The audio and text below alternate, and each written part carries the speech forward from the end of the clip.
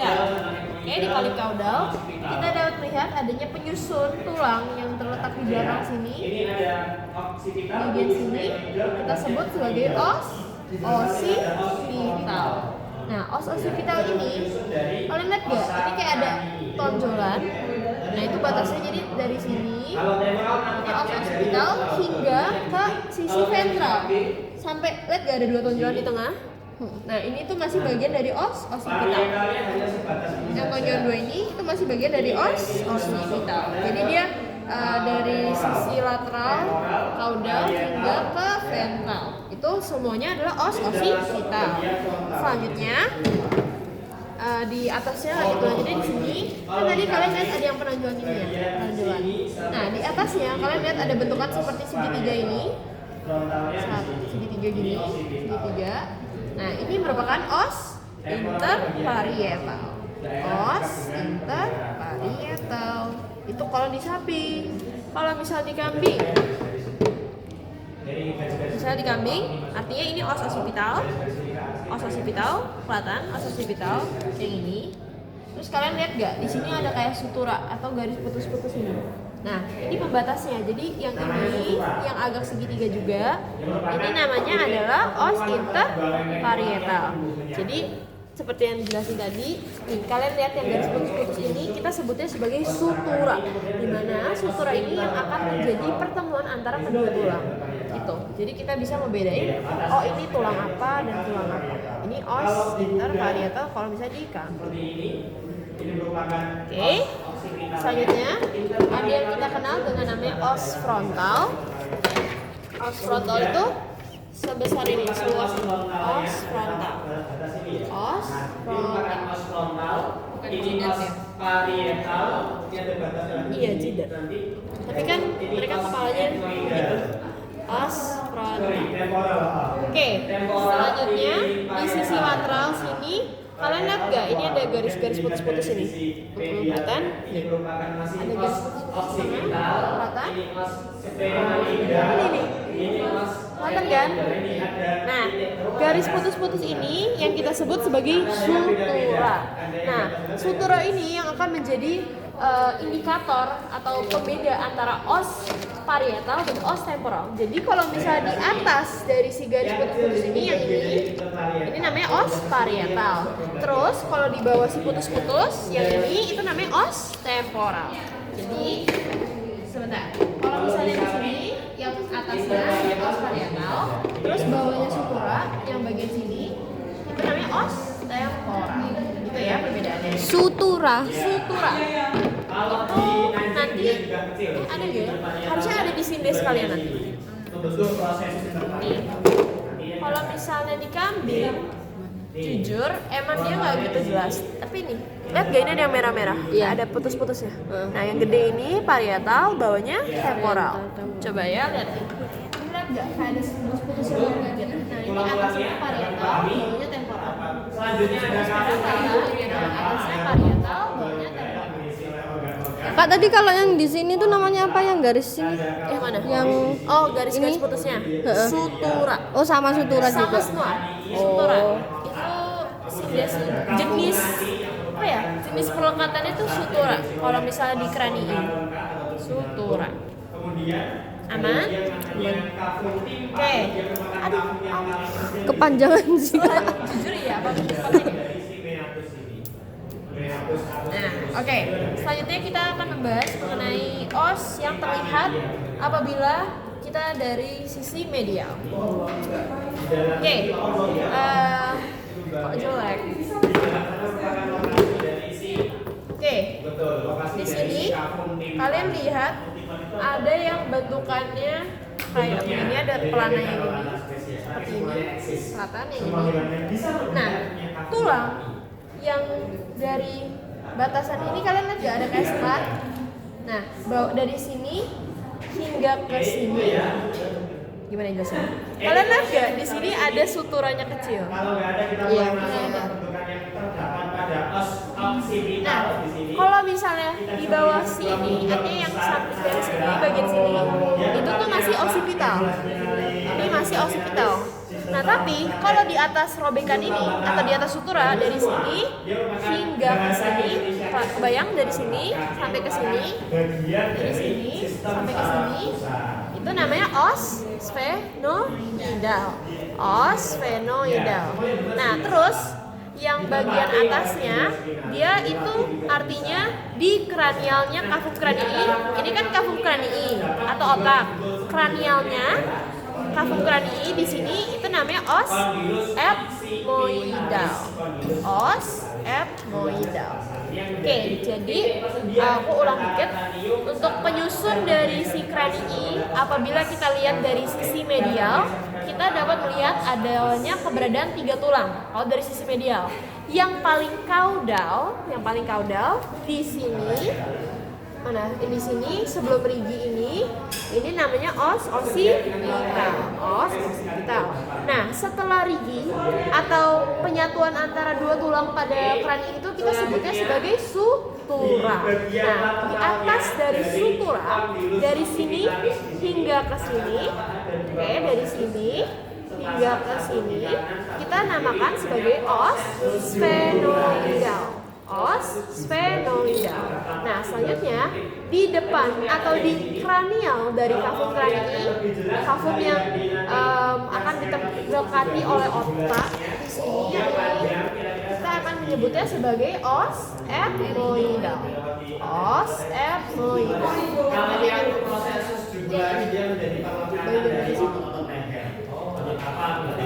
Os ethmoidal. Gitu. Jujur yang ini kenapa jelek banget ya? Salah itu lah.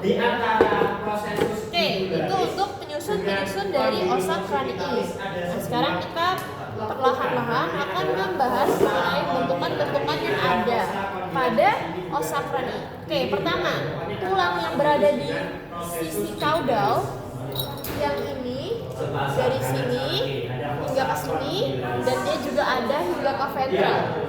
Sampai ke ventral sini. Ini adalah os occipital. Os occipital. Oke. Untuk hal pertama yang dapat teman-teman lihat ketika kita membahas os occipital, kita dapat melihat adanya suatu yang ini. Oke, teman-teman dapat melihat adanya suatu lubang yang sangat besar. Yang ini. Kelihatan? Nama dari lubang ini adalah foramen magnum. Foramen magnum. Di mana dia akan dilewati oleh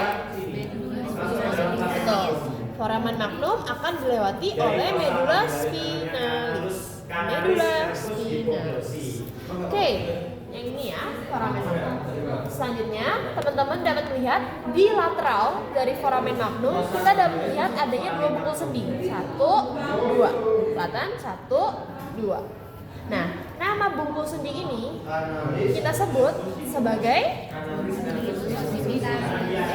condylus occipitalis. Condylus itu artinya bungkul sendi. Jadi dia bungkul sendi yang terletak pada os occipital. Makanya namanya condylus occipitalis. Oke, selanjutnya lebih lateral lagi dari condylus occipitalis. Kita dapat melihat adanya suatu tajur. Yang ini, suatu tajur. Ada di kanan maupun di kiri. 1, 2. Yang ini namanya adalah processus jugularis. Processus jugularis. Selanjutnya, di antara condylus dan processus kita dapat melihat suatu legok. Ada suatu legok di antara condylus dan processus. Jadi di tempat di tengah-tengah sini. Di sini. Nah, nama legok ini adalah fossa condylaris. Fossa condylaris. Di sini. Oke, selanjutnya di fossa condylaris kita tuh dapat menemukan suatu lubang di mana lubang tersebut itu akan nembus si foramen magnum. Kelihatan lubangnya? Jadi dia tuh kayak di samping. Dari sini dia yang ini. Ya, nembus kan? Kelihatan nembusnya? Iya. Jadi dia foramen ini terletak di dalam fossa condylarisnya. Nama foramen itu adalah foramen canalis nervus hypoglossum. Canalis nervus hipoglossi. Sesuai namanya, kanalis nervus hipoglossi. Artinya nanti dia akan dilewati oleh nervus nervus hipoglossus. Kalau nama nervus hipoglossus, dia akan melewati kanalis nervus hipoglossi. Kanalis nervus hipoglossi terletak di fossa condylaris. Dia nembus. Oke, dapat dipahami sampai sini. Selanjutnya kita bahas lebih lanjut. Nah, di sini teman-teman dapat lihat adanya suatu bulatan yang menonjol. Di bagian ventralnya dari protuberansia ada sedikit yang lebih menonjol. Nama bentukan ini adalah protuberansia occipitalis externa. Ini ya, kalau kalian pegang tuh dia lebih menonjol. Protuberansia occipitalis externa. Protuberansia occipitalis externa. Oke, kita lanjut. Nah, di bawah atau di ventral dari protuberansia occipitalis externa, kita tuh dapat melihat suatu garis imajiner yang motong jadi belah dua gitu. Dia posisinya terletak di bawah dari protuberansia, jadi dia tepat di tengah. Tepat di tengah sini. Namanya adalah crista occipitalis externa. Crista occipitalis externa. Jadi kalian boleh catat untuk kayak kasih notes. Crista occipitalis externa ini terletak di bawah dari protuberansia occipitalis externa. Crista occipitalis externa. Nah, selanjutnya kita dapat menemukan suatu crista atau suatu rigi yang ada pada hewan karnivora, kelinci, babi, kuda. Namanya crista sagittalis externa. Jadi ini kan, ini sapi, maaf. Oke. Ini kan milik hewan kuda ya. Nah, tadi kalau misalnya crista sagittalis externa itu yang tengah sini. Ini adalah crista sagittalis externa. Jadi kalau misalnya di hewan sapi itu dia nggak ada crista sagittalis externa. Jadi kalau misalnya di kuda kan ini sih condylus tadi ya, condylus occipitalis. Terus di sini ada processus jugularis. Di antara sini ada fossa condylaris. Terus ada foramennya, canalis nervus hipoglossi. Dan di bagian tengah sini ada yang namanya protuberansia occipitalis externa. Terus di bawah sini namanya crista occipitalis externa. Nah, kalau di bagian atas di sini itu namanya crista sagittalis externa. Crista sagittalis externa hanya terdapat pada kuda dan juga karnivora. Crista sagittalis externa. Ini kambing. Artinya di kambing juga tidak ada. Terus kalau misalnya itu nyatu, maksudnya kepalanya utuh, kristanya kelihatan nggak, Kak? Jadi kayak garis tengah gini. Nanti aku ambilin tulangnya gitu. Oke, kita lanjut dulu. Selanjutnya kita ada yang namanya suatu bentukan. Kalau misalnya pada hewan ruminansia, dia berbentuk sebagai garis. Nah, garis tersebut kita namakan sebagai linea nuke. Ya gini, kelihatan nggak ada garisnya? Ini namanya linea nuke. Linea nuke. Nah, bukan segitiga, dia lurus aja garis. Kalau yang segitiga kan tadi os interparietal. Dia bawahnya os interparietal. Yang gelap apa yang terang? Yang ini apa yang ini? Oh. Harusnya sih yang bawahnya. Di sini. Linea nuke. Kalau di sini itu crista nuke. Nah, soalnya di ruminansia. Nih ya, ini linea nuke. Nah, linea nuke ini dia kalau misalnya di ruminansia dia berbentuk garis. Cuman kalau misalnya di hewan karnivora, babi dan juga kuda, dia lucu jelek banget. Dia linea nukinya tuh dia berbentuk ringgi, berbentuk tajam. Nanti ya aku tunjukin yang punya kuda yang agak bagusan dikit. Oke. Selanjutnya kita akan membahas lagi mengenai os occipital tapi di sisi ventral. Oke, ini kan tampilan ventral dari os occipital. Kita recap dikit, ini condylus occipitalis, terus ini si processus jugularis. Nah, terus kalian lihat di sini ada dua tonjolan di tengah sini, 1, 2, kelihatan? 1, 2. Nah, tonjolan ini namanya adalah tuberculum muscular. Tuberculum muscular. Tuberculum muscular. Yang tengah ini, yang 2. Di bagian ventral. Tuberculum muscular. Nah, aku lupa jelasin juga tadi protuberansia occipitalis externa dia akan dilekati oleh ligamentum nuchae. Ligamentum nuchae. Oke. Nah, selanjutnya di sini kalian belum belajar tapi aku jelasin aja dulu. Itu ada suatu kayak bentukan seperti gelembung. Kalau teman-teman lihat di sini udah pecah. Dia harusnya berbentuk seperti gelembung. Namanya adalah bula tympanica. Bula tympanica. Di sini ada dia. Di sini juga pecah. Bula tympanica. Bula tympania atau bula tympanica? Di vocab itu bula tympanica. Iya benar. Bula tympanica. Nah, di antara bula tympanica dan os occipital ini, di sini ada suatu lubang yang dia sangat kecil. Di sini baik di kanan maupun di kiri. Nama lubangnya adalah foramen jugulare.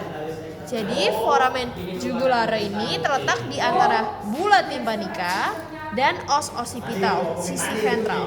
Antara bula dan os occipital. Dia tepatnya di sini. Dia kecil banget, nggak bisa ditembus. Namanya adalah foramen jugulare. Nah, foramen jugulare ini akan menjadi tempat lewatnya nervus vagus. Tempat lewatnya nervus vagus. Di sebelah sini, tengah-tengahnya sini ada crista occipitalis. Nah, terus kalau misalnya pada hewan kuda, namanya Protuberantia occipitalis externa. Tadi kuda aku nggak setuju. Oke, Pak. Nggak usah nih kan definisi aneh-aneh. Kalau misalnya pada hewan kuda, dia ada suatu foramen tambahan. Kalau yang di sebentar. Ini.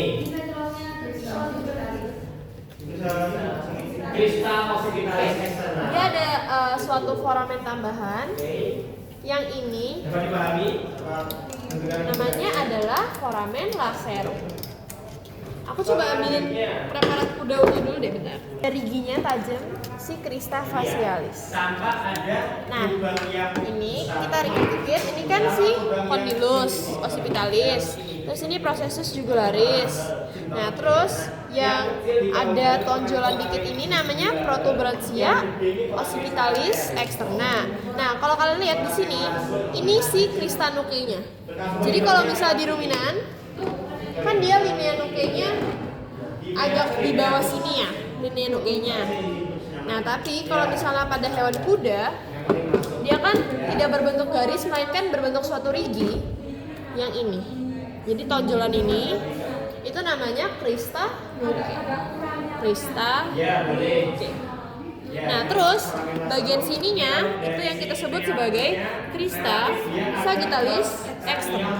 Crista sagittalis externa. Seperti itu. Nah, ini bula tympanica-nya masih ya agak nggak pecah. Dia kayak gelembung. Bula tympanica. Harusnya dia bentuknya kayak gelembung. Kenapa bisa pecah? Karena dia kopong. Jadi karena dia kopong, dia gampang banget pecah. Berarti foramen jugularnya di. Nah, foramen jugularnya itu nggak kelihatan di sini. kayak dia harusnya, oh ini kecil banget di sini. Emang dia kecil, foramen jugular. Yang ini, foramen jugular. Dia antara fibula dan os occipitalnya. Jadi sekitar sini. Itu foramen jugular.